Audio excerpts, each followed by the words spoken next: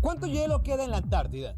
Algunos científicos se han dado a la tarea de conocer este dato por medio de un análisis detallado de información recopilada durante los últimos 50 años de exploraciones. La respuesta a la que han llegado es que el continente blanco contiene unos 26.5 millones de kilómetros cúbicos. Y si, como se teme por el cambio climático, este hielo se derritiera, sería suficiente para subir la altura del nivel del océano en 58 metros. Difícil de creer. Comenzamos. Hoy, el caso de la familia Likov en Rusia, una familia aislada del mundo. Además, los avances médicos más revolucionarios. Finalmente, los recientes cambios en el clima que son difícil de creer.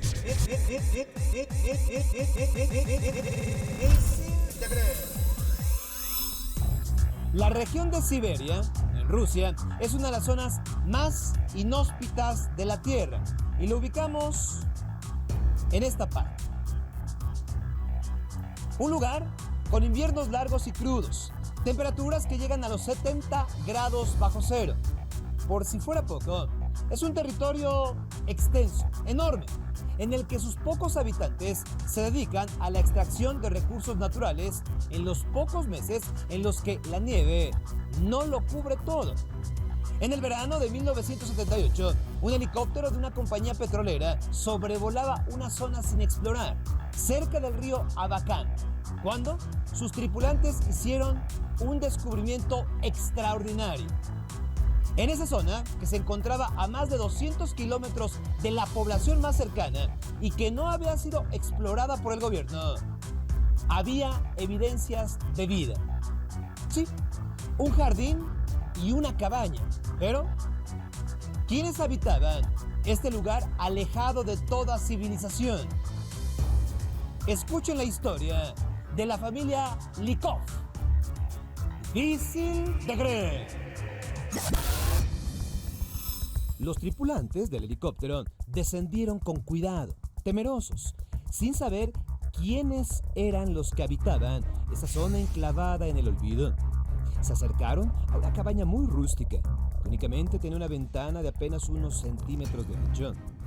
Y de la edificación salió un anciano, descalzo, con ropa vieja, fabricada con un saco de papas. Después de dudar un momento, el anciano invitó a los pilotos a su cabaña. El interior parecía sacado de otra época. Por supuesto, no había electricidad, tampoco drenaje. Todo estaba terriblemente sucio. Lo más sorprendente es que en ese sitio vivía una familia completa. 5 personas que reaccionaron aterradas ante la visita de los extraños. Una mujer exclamó enloquecida que todo lo que sucedía era culpa de los pecados. Los pilotos salieron rápidamente de la cabaña para evitar algún problema, pero se quedaron cerca. Después de una media hora, el anciano y 2 mujeres se acercaron a los visitantes. De acuerdo con los pilotos, las mujeres hablaban un dialecto extraño y nunca, jamás habían probado pan, cosa que el anciano sí había hecho muchos años antes. Después de unos días de convivencia, empezó a emerger la historia completa. El anciano se presentó como Karp Likov, miembro, quizá el último, de una secta cristiana llamada los Antiguos Creyentes. Los Antiguos Creyentes eran una secta cristiana que surgió en Rusia en el siglo XVII y que fueron perseguidos por el zar Pedro el Grande, quien, buscando modernizar a su país, prohibió ritos antiguos. Los antiguos creyentes entonces se fueron retirando poco a poco a lugares alejados totalmente de la civilización como Siberia. En los años 30 del siglo pasado, los antiguos creyentes casi habían desaparecido y los pocos que quedaban eran perseguidos por el gobierno soviético. En esa época, Karp Likov fue testigo del asesinato de su hermano efectuado por el gobierno y entonces decidió escapar con su familia, su esposa, su hijo y su hija, apenas unos niños. Ellos lo hicieron hacia el bosque, a las mismas entrañas de Siberia. Lo único que llevaron fueron las posesiones que podían cargar y unas cuantas semillas. En 1936, los Likov se establecieron en el sitio que serían encontrados, a más de 200 kilómetros de los pueblos más cercanos. En ese aislamiento nacieron 2 hijos más de la pareja, hijos que por más de 40 años no vieron nunca a otro ser humano que no fuera de su familia. Y sí, por más de 40 años, los Likov vivieron alejados del mundo entero, trabajando, sobreviviendo. De acuerdo con las crónicas, su única diversión era contarse unos a otros lo que habían soñado.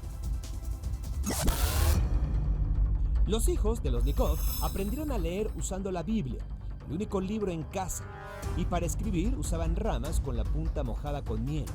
Usaban la misma ropa hasta que se rompía, momento en que empezaban a fabricar con plantas del bosque otra prenda. Los objetos de metal que tenían, un par de ollas y un telar, se oxidaron con el tiempo, haciendo que en sus últimos años en solitario tuvieran que fabricar sustitutos.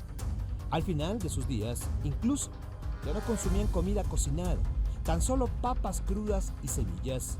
Como no tenían armas, consumir carne era prácticamente imposible y siempre estaban al borde de la hambruna. Incluso, el hambre mató a la esposa de Karl en 1961. Aún así, habían desarrollado habilidades de supervivencia casi sobrehumanas. Podían caminar descalzos en la nieve, dormir al aire libre, aunque la temperatura descendiera por debajo del punto de congelación. Con la llegada de los extraños, los de afuera, la familia Likov fue poco a poco reintegrándose con el mundo. Volvieron, por ejemplo, a probar la sal, a usar herramientas e incluso conocieron la televisión, que les fue llevada a su caballa y considerada un milagro por el anciano. Eso sí, a pesar de todo, los Likov se negaron a abandonar su hogar en las montañas. Lo más triste de todo es que menos de 3 años después de ser descubiertos, los miembros de la familia Likov empezaron a fallecer. 2 de los hijos murieron víctimas de enfermedades de los riñones, producto de su mala dieta. Otro falleció por culpa de una enfermedad traída por los visitantes. Karo Likov, el patriarca de la familia, murió en 1986 y fue enterrado cerca de su cabaña. Hoy, la única sobreviviente, la hija menor, Agafia Likov, sigue viviendo en la cabaña de Siberia, negándose a vivir en un mundo que desconoce y esperando unirse a su familia. Los Likov, difíciles de creer. El planeta Tierra es sorprendente. Aún hoy en día existen regiones que no hemos conquistado y a diario ocurren ciertos fenómenos climatológicos que no alcanzamos a explicar del todo. Por ello, conozcamos más sobre estos eventos del clima extraños. Les aseguro que ustedes también los encontrarán difíciles de creer.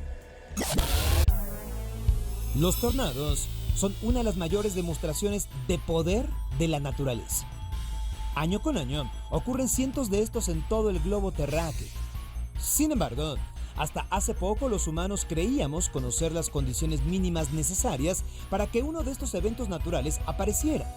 Y algo en lo que por lo visto estábamos equivocados era en pensar que los tornados solo ocurrían en lugares abiertos como las grandes planicies de Estados Unidos. Pero el año pasado, en el mes de junio, varios nos sorprendimos con la noticia de tornados en ciudades como el Distrito Federal o en Venecia. Y si bien es cierto, estos eran eventos extraordinarios, no eran inéditos. Es decir, ya se habían producido en otros lugares y circunstancias parecidas, por lo que no es necesariamente una reacción al calentamiento global, sino que ahora tenemos muchas más tecnologías para capturarlos en video y entonces transmitirlos a todo el mundo.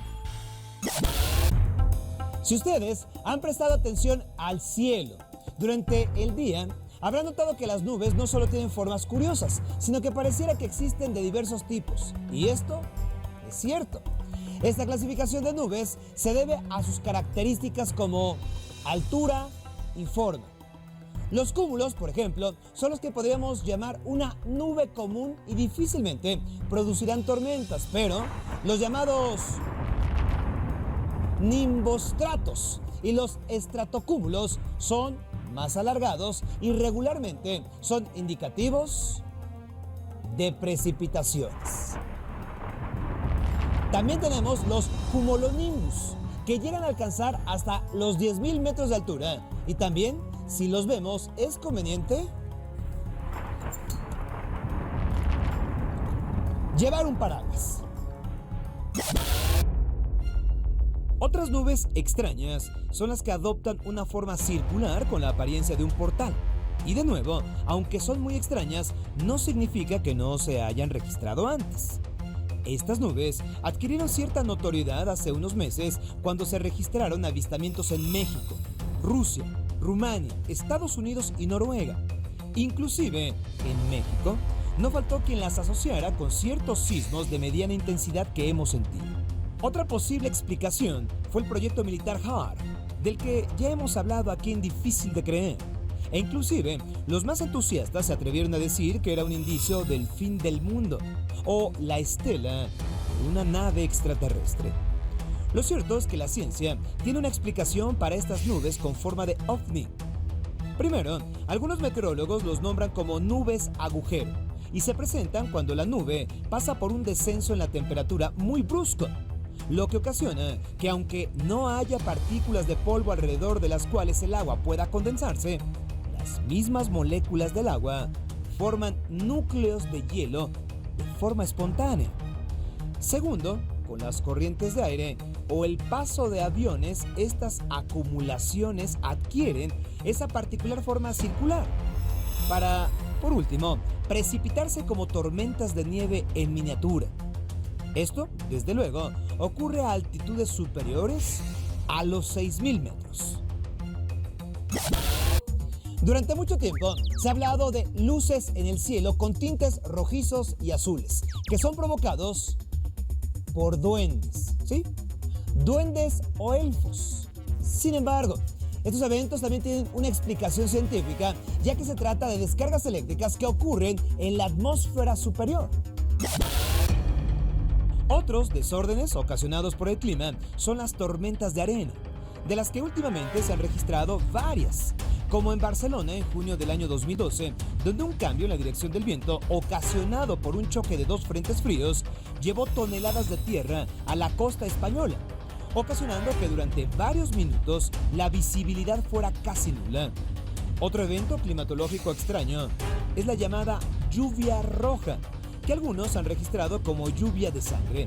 Ya desde la época de los romanos se habla de este acontecimiento. Sin embargo, esta lluvia no es más que una mezcla de pigmentos rojos en la arena, que al mezclarse con el agua en las nubes adquieren esa coloración.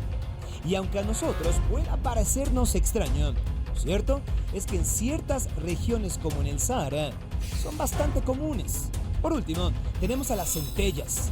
Estos fenómenos que se perciben como bolas de luz flotando en el aire durante ciertas tormentas eléctricas. Inclusive, hay quienes aseguran que en ocasiones estas han estallado provocando incendio. Se ha puesto de moda que cada vez que se habla del clima se culpe al cambio climático y al calentamiento global.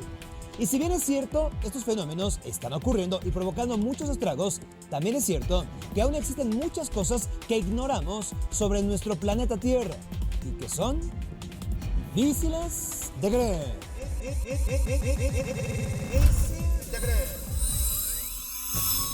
Después de la Segunda Guerra Mundial, la humanidad entró en un periodo de tensa calma.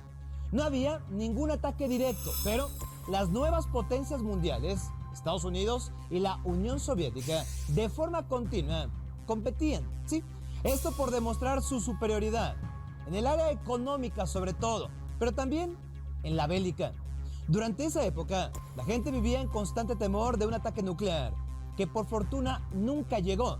Pero apenas en el año 2002 salió a la luz una historia sobre lo cerca, muy cerca, que estuvimos de que estallara dicha conflagración atómica y de cómo un hombre salvó al mundo entero.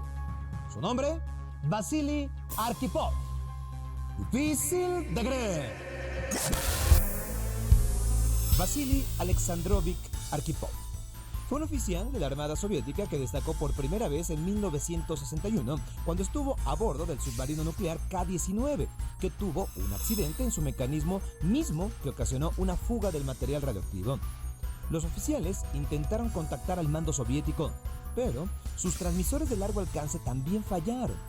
La tripulación entonces se vio en la necesidad de arreglar la falla ellos mismos, exponiéndose a peligrosos niveles de radiación. Arkhipov asistió a los ingenieros en esta labor y también apoyó al capitán cuando la tripulación estuvo a punto de amotinarse para tomar el control del submarino. La fuga radiactiva fue controlada y el sumergible pudo contactar a otro barco soviético. Sin embargo, varios de los ingenieros fallecieron meses después por esa exposición a la radiación. Vasily Arkhipov fue condecorado y al año siguiente se le nombró segundo al mando del submarino B-59, cargado con armas nucleares y que estuvo en el centro de la acción durante la llamada crisis de los misiles en Cuba. Las crisis de los misiles en Cuba es como se denomina el conflicto que se inició cuando la Unión Soviética acordó, junto con el nuevo gobierno comunista de Fidel Castro, instalar bases con misiles nucleares en el territorio cubano apuntando hacia Estados Unidos. Esto se hizo en respuesta a que previamente los americanos instalaron bases similares en Turquía, un país vecino de la Unión Soviética.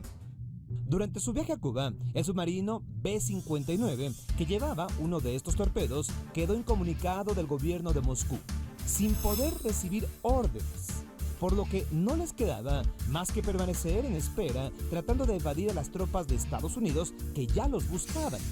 No obstante, no lograron evadirlos por mucho tiempo, y cuando una flotilla norteamericana los detectó, no le quedó más al submarino que sumergirse para evitar ser abordados.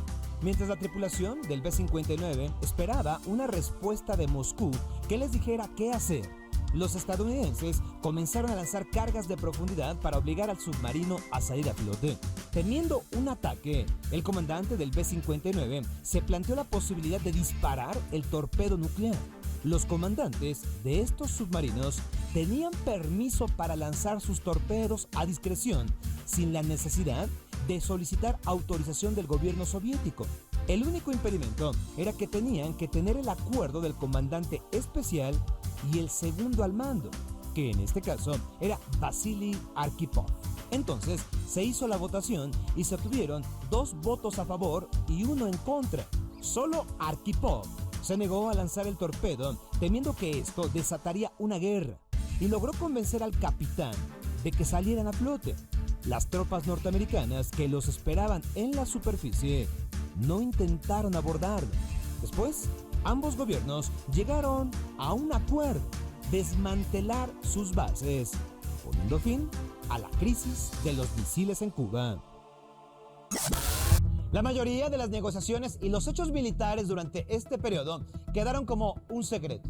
Entonces, como lo platicábamos, fue hasta el año 2002 cuando el director de Seguridad Nacional de los Estados Unidos declaró que esta acción de Vasily Arkhipov salvó al mundo. Lo salvó de la aniquilación nuclear. En tan solo un par de horas, el conflicto habría terminado y tal vez, y solo tal vez, toda la vida sobre nuestro planeta también.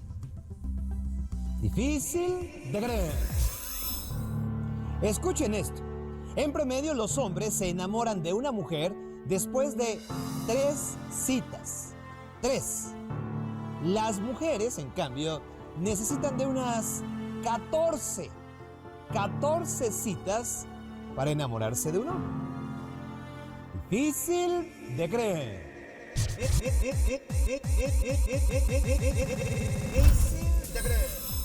Tomar un medicamento de forma oral es una de las formas más comunes para cualquier tratamiento.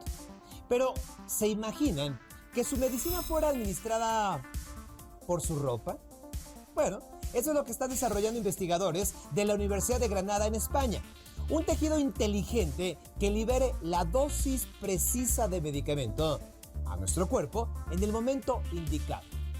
Hablemos de este y otros avances médicos fascinantes, maravillosos, difíciles de creer. Cuando uno toma una pastilla, buena parte de la sustancia activa del medicamento se destruye por los ácidos del estómago. Con el tejido inteligente, esto no ocurriría, ya que mediante la piel el medicamento llegaría directo al torrente sanguíneo, haciendo mucho más efectivo el tratamiento. Otra de las ventajas de este invento es que el tejido será capaz de reaccionar a los cambios de luz y clima, así como al pH del paciente, y prevenir problemas cutáneos como la psoriasis, las verrugas e inclusive algunos melanomas. Pero, además de administrar el medicamento, ¿por qué no tener monitoreado los signos vitales del paciente sin que tenga que estar conectado todo el tiempo a complejos aparatos?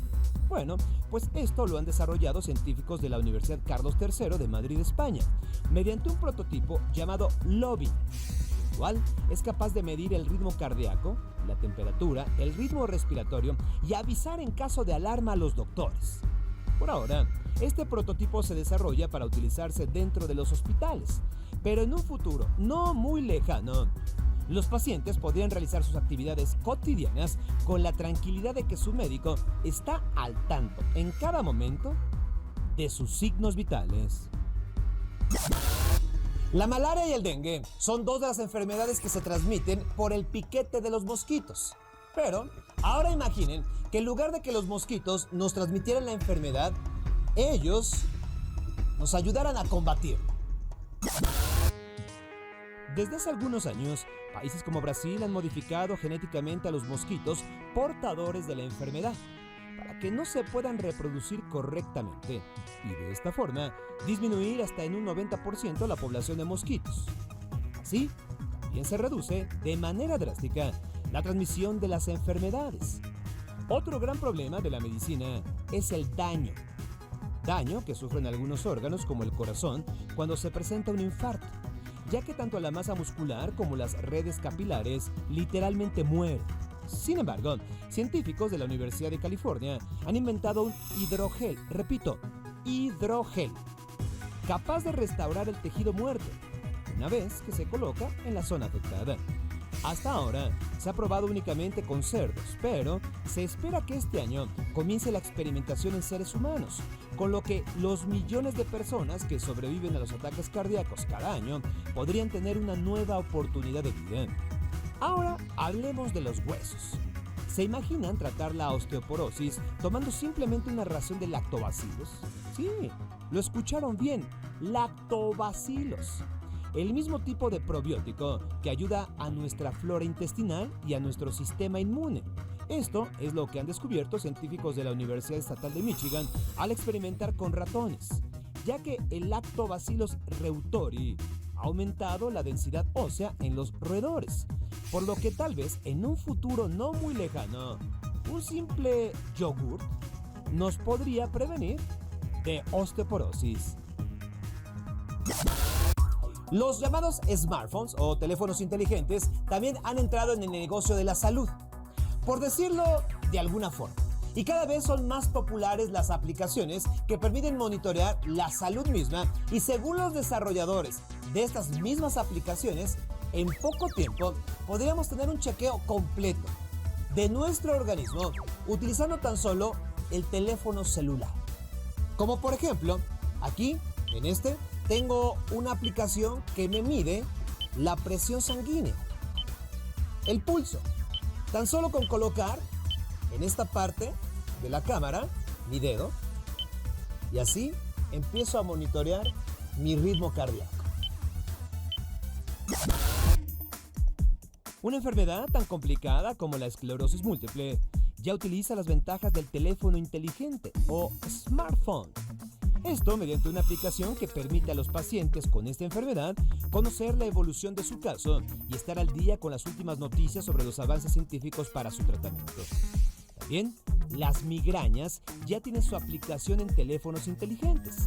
Este programa les permite a las personas que sufren de este doloroso mal llevar un registro minucioso de sus actividades y alimentos, con la finalidad de tener controlada la intensidad y la frecuencia de sus migrañas. Por otra parte, la nanotecnología, de la cual hemos hablado en Difícil de Creer, sigue siendo una de las grandes promesas, ya que si bien es cierto se han desarrollado nanorobots capaces de transportar medicamentos y proteínas dentro del cuerpo humano, el gran desafío continúa siendo el evitar el rechazo por parte del sistema inmune. Y no solo eso, sino el dotar a los nanorobots de la inteligencia suficiente para que no se desvíen en su camino y en lugar de ayudar en un área específica, como los intestinos, terminen dañando otra área, como los pulmones, por ejemplo. Ya sea con una aplicación en un teléfono celular o un tejido inteligente e inclusive con un nanorobot, los avances médicos no dejarán de sorprendernos, aunque hay que decirlo, lo mejor para tener una buena salud hasta ahora sigue siendo una buena alimentación y una buena cantidad de ejercicio. Difícil de creer.